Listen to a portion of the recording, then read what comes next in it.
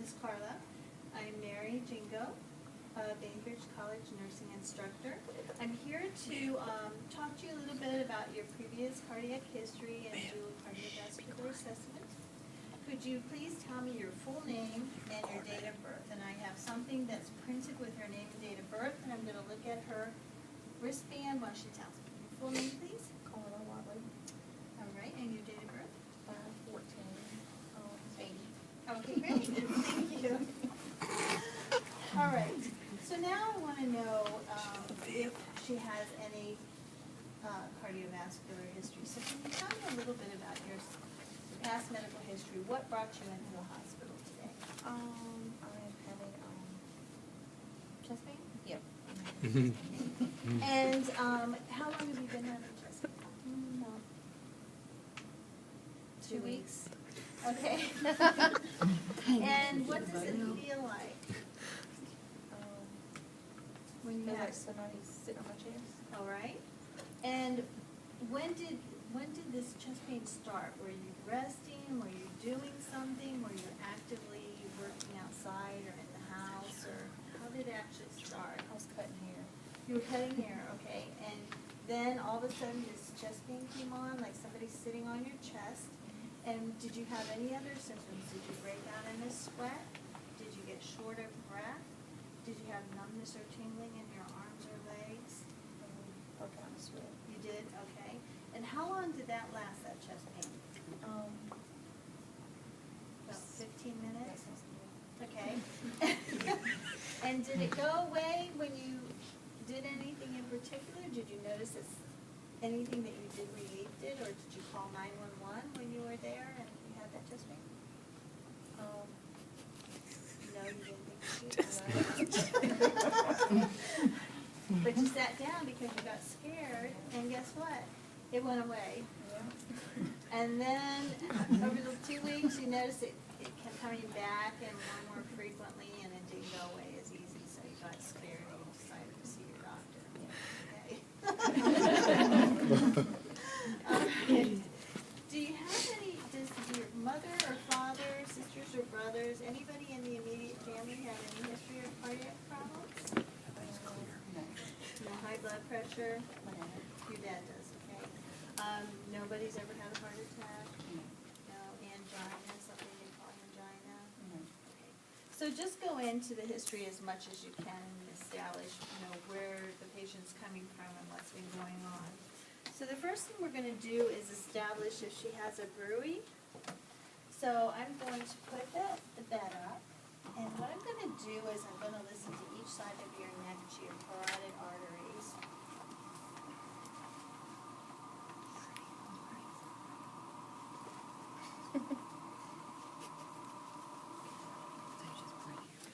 And first, I am going to, and I wash my hands, I'm going to palpate your artery. And I'm assessing for strength, is it regular? And now what I'd like you to do, Ms. Carla, is turn your head to the right side, and when I tell you to, if you would please take a deep breath, exhale, and then hold your breath. Okay. Deep breath in, exhale, and then hold your breath.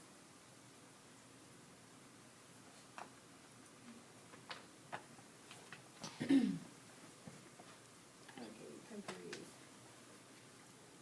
Take a nice breath. And just nice and regular,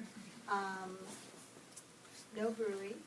And what I'm going to have you do now is turn to the, oh wait, let me just check this one first.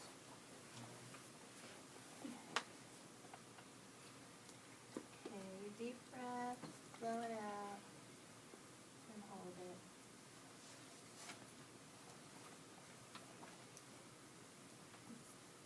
Okay, breathe.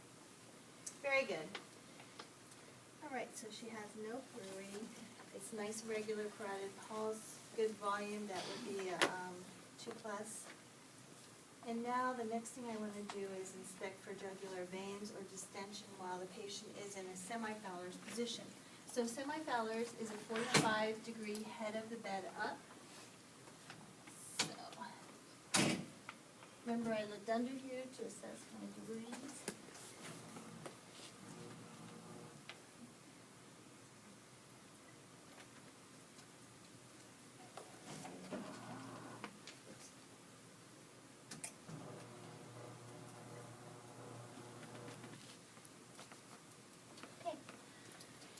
Now, I would like to have a little bit better lighting, I would say.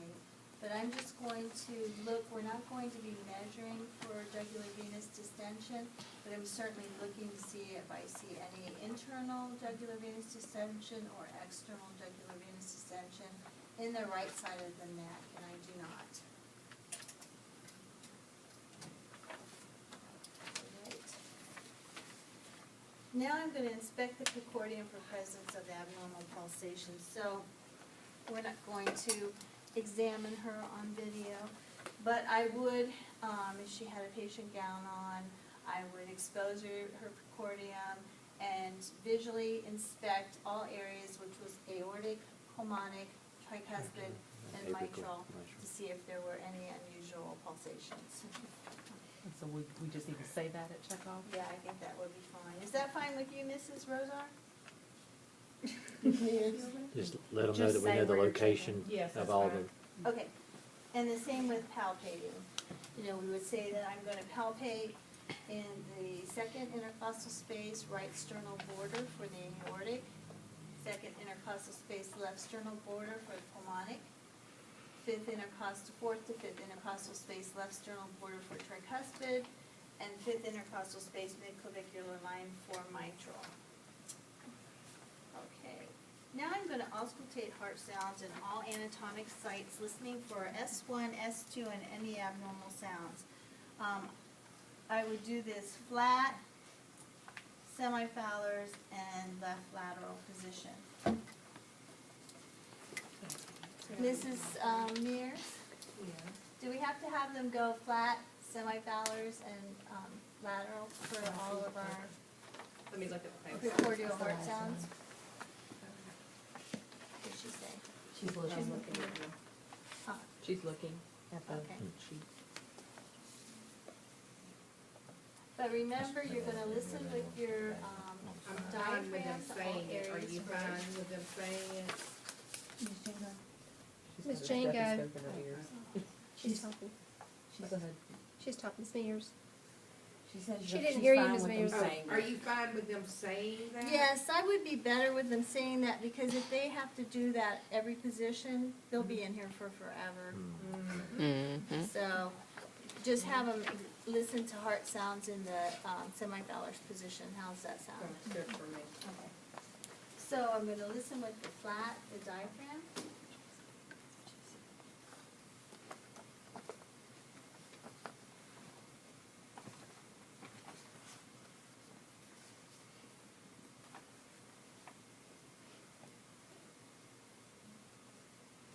And then turn it and listen with the bell side.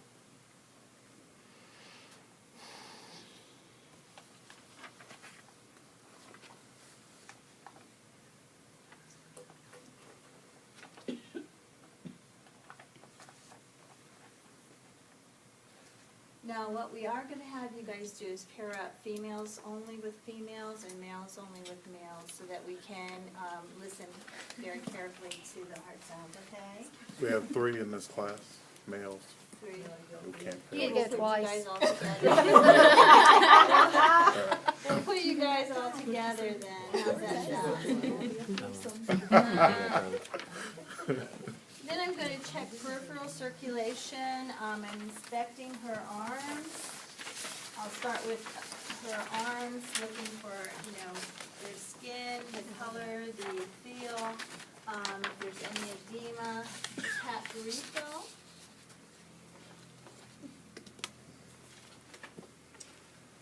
And it wouldn't be a bad idea to palpate the pulse and see how strong they are, and she's got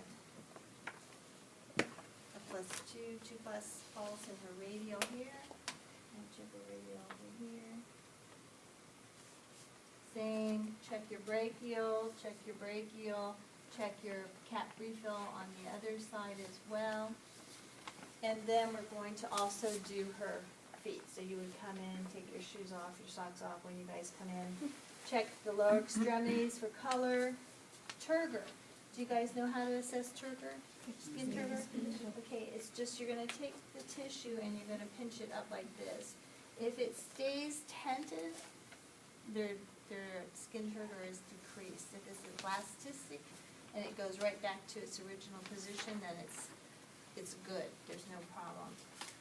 So, if you wanted to know what tenting is, if you take your knuckle and pinch your skin up there, it stays, that's tenting. And that's indicative of what again? Of dehydration, poor circulation.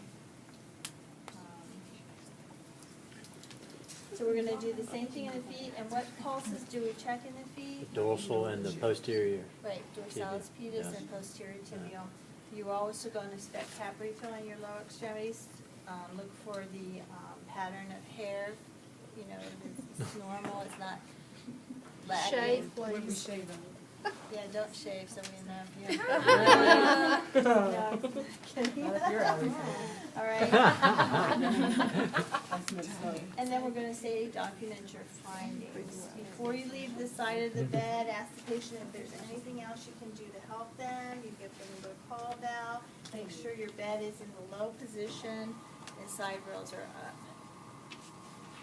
No, it says identify when and how one would assess the pulse deficit. Did you go over Oh, that? no, thanks. Where was that one at? Top of the second page. Oh, I missed that one. Okay, for pulse deficit, what I would be doing is listening to her apical pulse and feeling a radial pulse at the same time. So it should be the same. If there wasn't a radial pulse in conjunction with her apical pulse, then I'd be concerned that there's a problem with perfusion. For whatever reason, cardiac output is diminished, or she has poor circulation in this extremity. So you can do that very easily by feeling the radial pulse while you're listening to your apical. Are we doing it on both sides?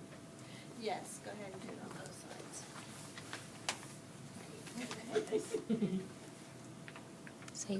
Say the end. The end. Think about. You should say it again. Sarah, it's all that. Okay, so any